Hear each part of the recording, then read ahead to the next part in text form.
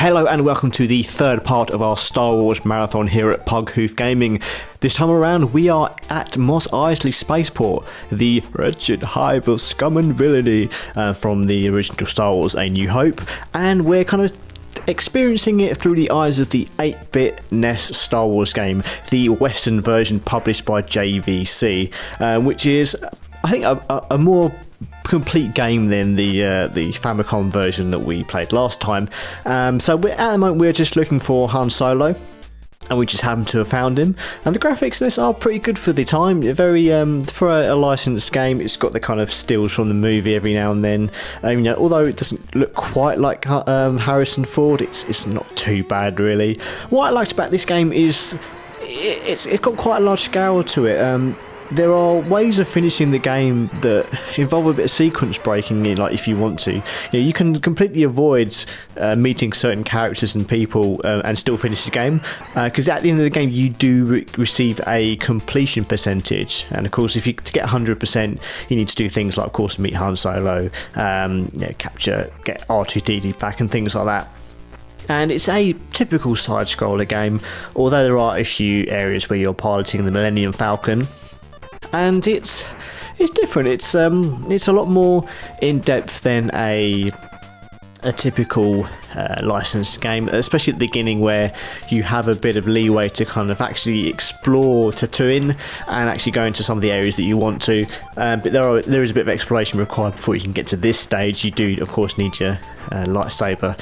Because that makes the game a little bit easier. Although, again, Luke Skywalker seems to be an expert wielder of the lightsaber at this early stage of the game.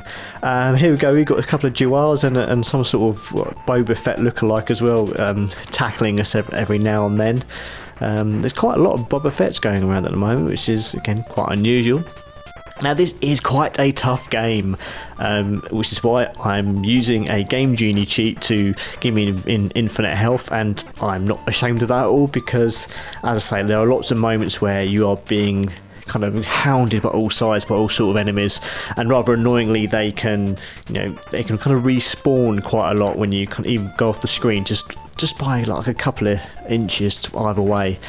And it's also got one of those instances where if you fall down too far, you can actually die, which is always frustrating. Now at this stage of the game we are just looking for the Millennium Falcon now that we've got Han, so we can get the hell out of here and get to the Death Star and of course rescue Princess Leia.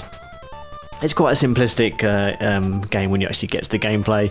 You've got your blasters, you've got your lightsaber. You can select between particular characters, or some of them anyway.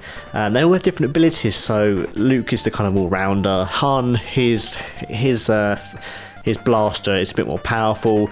Eventually you will be Leia, and she can kind of float around a little bit as well. Her jumps are quite floaty, which makes some of the end levels just a little bit easier.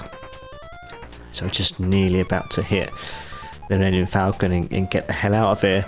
This is quite a short video, so we're kind of almost at the end, so I'm just going to say goodbye really already.